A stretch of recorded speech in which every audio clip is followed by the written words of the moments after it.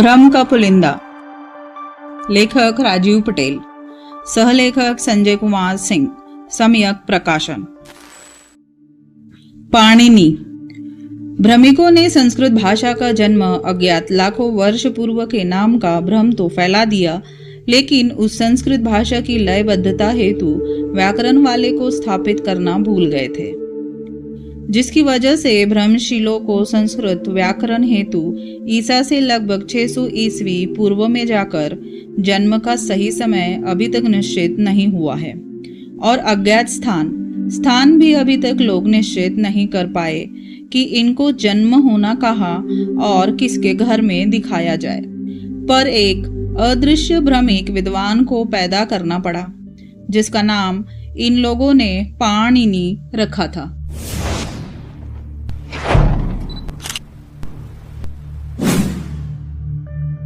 इन गपोड़ियों के अनुसार पाणिनि संस्कृत के प्रकांड विद्वान थे। इसी वजह से पाणिनि ने संस्कृत व्याकरण में अष्टाध्यायी 8 अध्यायों वाली महर्षि संग्रहालय द्वारा रचित संस्कृत व्याकरण का एक अत्यंत प्राचीन ग्रंथ 600 ईसा पूर्व लिखा था, जिसमें 8 अध्याय है। प्रत्येक अध्याय में 4 पाद है। प्रत्येक पाद में 38 से 220 तक सूत्र है। इस प्रकार अष्टाध्यायी में 8 अध्याय, 32 पाद और सब मिलाकर लगभग 4000 सूत्र हैं। लेकिन पाणिनि द्वारा लिखा हुआ यह अष्टाध्यायी संस्कृत व्याकरण ग्रंथ आज तक किसी खुदाई में नहीं मिला है। पता नहीं भ्रमिकों को कौन से सूक्ष्मदर्शी यंत्र माइक्रोस्कोप द्वारा पाणिनि द्वारा लिखित अष्टाध्यायी पुस्तक दिख गई और उस पुस्तक के अंदर की लिखी हुई ज्ञान की जानकारी मिल गई। मध्य प्रदेश के सतना जिला में बरहुत स्थान से एक शिलापट्ट मिला है, जिसको देखकर भ्रमशीलों द्वारा आज पाणिनि को स्थापित किया जा रहा है। इसे आप लोगों के बीच रख रहा हूं। आप लोग इस शिलापट्ट को गौर से देखें। सही में यह अगर पाणिनि का शिलापट्ट है तो उसने अपने शिलापट्ट में धम्मलिपि द्वारा यवमजकाय जातक शब्द क्यों लिखा है? अभिलेख पर इस लेखनी से तो यही कहा जा सकता है, या तो यह पाणिनि अभिलेख नहीं है या तथाकथित कलम कसाइयों द्वारा अभी तक पाणिनि के नाम पर चली भाषा को संस्कृत बनाकर लोगों को झांसा दिया जा रहा है। सबसे बड़ी बात कि आज तक ब्रह्मवाजों को पाणिनि का जन्म स्थान और जन्म समय की जानकारी नहीं है। फिर भी सभी लोगों के बीच में पाणिनि और उसके द्वारा विकसित संस्कृत का होना बताते रहते हैं। यह चित्रकारी की हुई शिलापट्ट बरहुत में खुदाई से मिली है। इस चित्र को देखकर वेदवाणी वित्तान प्राच्य विद्या शोध संस्थान के निदेशक सुदुमन आचार्य ने इसे संग्रहालय और वररुचि से जुड़ी कहानी का हिस्सा माना है। अब कैसे हिस्सा माना है इसके बारे में कुछ लिखा नहीं है। एक बात और बता दूं कि धम्मलिपि, जिसे आज साहित्यिक भाषा के रूप में प्राकृत लिपि या ब्राह्मी लिपि कहा जाता है, कि वर्णमाला द्वारा वैदिक संस्कृत कभी नहीं लिखी जा सकती है, क्योंकि वैदिक संस्कृत में चंद्र बिंदु शब्दों के अंत में हलंत, विसर्ग और सबसे ज्यादा वर्णमाला री, औ, अहा, श, छ, अक्ष, त्र, ज्ञ से बनने वाले शब्द है, जो कि धम्मलिपि की वर्णमाला में ऐसे स्वर व्यंजन नहीं है।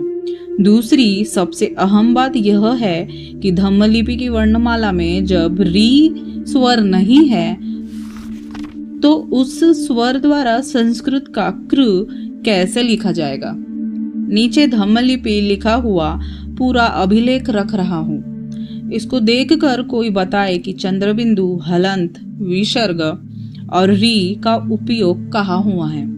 साथियों, बहुत ही जबरदस्त भ्रम का पुलिंदा बनाया गया है। आप समझ रहे हैं ना? धम्मलिपि की वर्णमाला द्वारा कभी भी वैदिक भाषा या पुराण की भाषा संस्कृत का लेखन या वाचन नहीं हो सकता है। भ्रमशीलों, तीसरी एक और बात की जानकारी दे दो। पाणिनि ने संस्कृत व्याकरण की पुस्तक लिखी।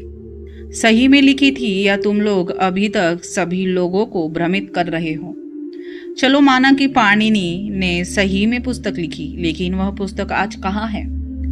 आज इस बात की जानकारी कितने लोगों को है कि ईस्वी सन से लेकर ईसा पूर्व 600 वर्ष तक में जो भी लिखा हुआ मिला या लिखा जाता था वह सभी शिला पत्थर पर है, जिसे शिलालेख कहते हैं।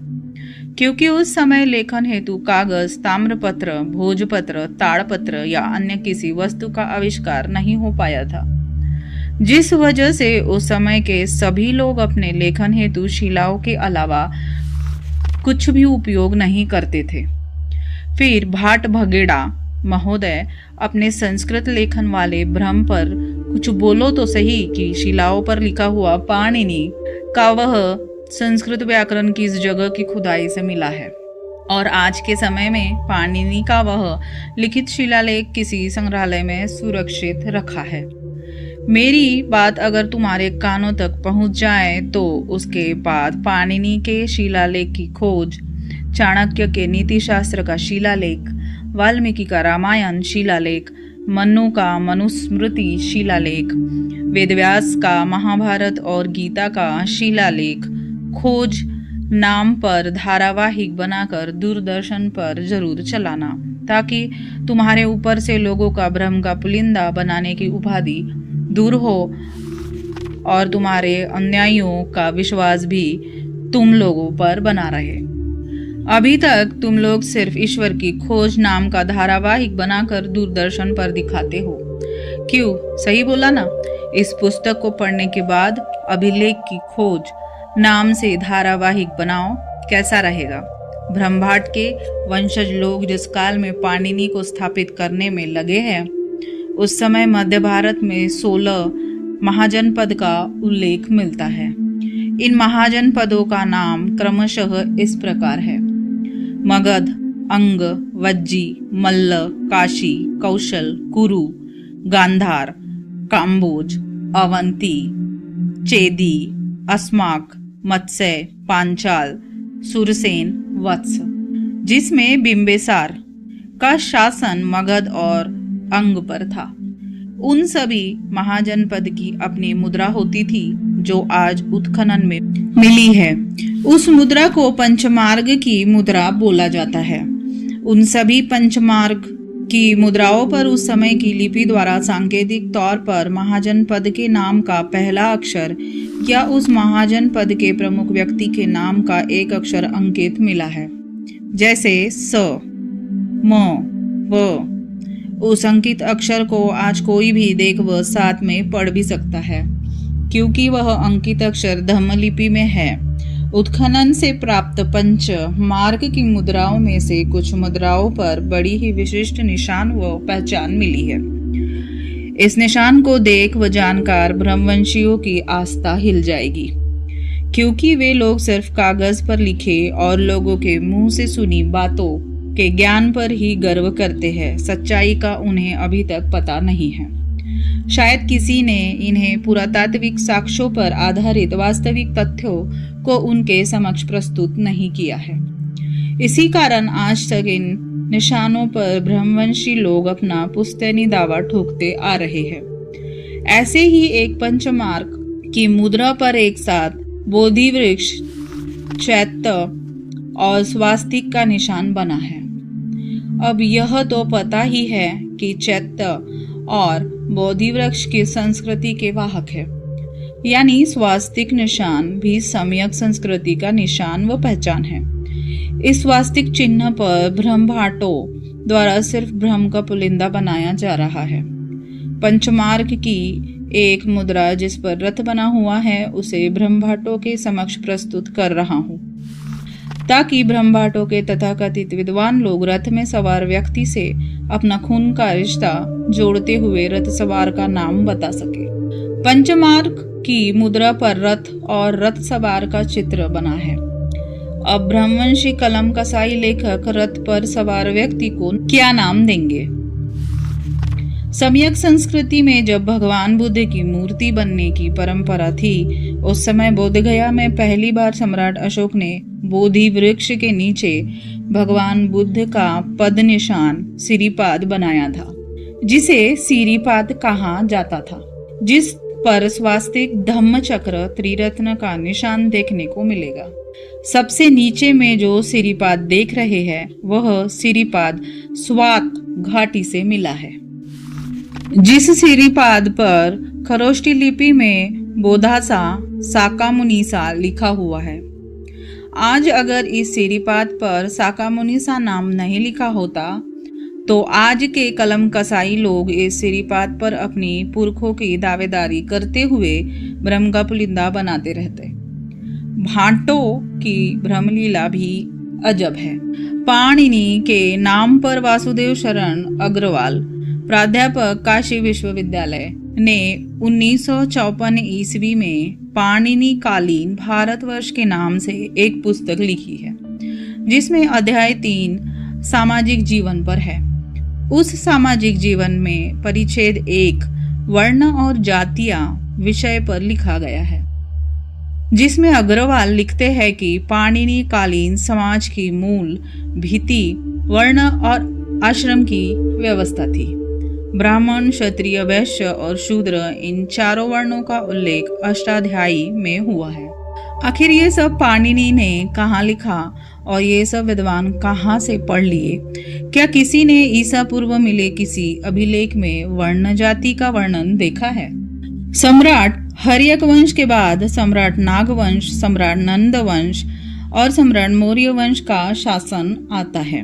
मौर्य वंश के संस्थापक में महान चंद्रगुप्त का नाम बड़े ही आदर के साथ लिया जाता है, क्योंकि इनकी वीरता के आगे देशी तो देशी, विदेशी सूरमा भोपाली भी पानी पीते थे। इस देश के इतिहास में यह भूतो न भविष्यतो वाली घटना है।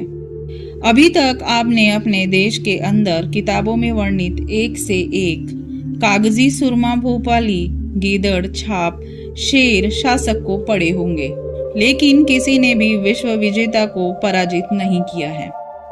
उल्टे इन कागजी सुरमा भोपालियों को समय समय पर लंगड़ा लूला या बाल्य लुटेरे से हार का मुंह देखना पड़ता था। किताबों में कोई कितना भी गाल बजाते हुए अपना बखान कर ले, लेकिन सच्चाई को कोई छिपा नहीं सकता है। आज देश के अंदर वीरता पर 2 प्रकार की जानकारी प्रचारित है, जिसमें पहली जानकारी भीम की लाठी या 400 किलो का कवच कुंडल बोलकर बहादुरी का बखान किया जाता है, तो वही दूसरी वीरता की जानकारी चंद्रगुप्त मौर्य की वीरता की दी जाती है। अब इस दोनों जानकारियों में बहुत ही बड़ा फासला है। वीरता की पहली कहानी सिर्फ देश के अंदर के लोगों को बताई जाती है, तो वही वीरता की दूसरी कहानी देश विदेश में सभी लोगों को बताई जाती है। इसका कारण तो आप लोग समझ ही गए होंगे, या इस पर भी कुछ बताना होगा। बात यह है कि भारत में हर जानकारी को देशी और विदेशी हेतु अलग अलग बनाकर रखा गया है। जैसे भारतीय लोगों हेतु बनी पुस्तकों में आदर्श पुरुष का चयन भ्रमिकों की कथा कहानी वाले पात्रों से किया जाता है, तो वही भारतीय पुस्तकें जब विदेशों में जाती है और वहां के लोग इन पुस्तकों के माध्यम से भारतीय आदर्श पुरुष की जानकारी प्राप्त करते हैं, तो ऐसी पुस्तकों में आदर्श पुरुष का चयन पुरातात्विक रूप से प्रमाणित भगवान बुद्ध और भगवान महावीर को किया जाता है। चंद्रगुप्त मौर्य और सेल्यूकस का सारा घटना चक्र उत्खनन द्वारा पुरातत्व विभाग से अभी प्रमाणित है। साथ ही इन सभी घटनाओं का वर्णन यूनानी लेखकों द्वारा यूनानी भाषा में लिखित है, उसको भी अंग्रेजी अनुवाद करते हुए प्रमाणित किया गया है। इस पर कोई किसी प्रकार का भ्रम नहीं पाले, क्योंकि यह अभी तक के इतिहास में अद्वितीय घटना है। चंद्रगुप्त मौर्य के सत्ता पर बैठने के बाद उत्तर पश्चिम सीमा पर सिकंदर अलेक्जेंडर के सेनापति सेल्यूकस के साथ भयंकर युद्ध होता है, जिसमें सेल्यूकस को हार का मुंह देखना पड़ा था। इस हार के बाद सेल्यूकस के अंदर चंद्रगुप्त मौर्य के नाम से खौफ बैठ गया था। अब तो उसे किसी भी प्रकार से चंद्रगुप्त मौर्य से संधि की जुगत लगानी थी। अन्यथा उसे अपना साम्राज्य खत्म होने का डर सताने लगा था।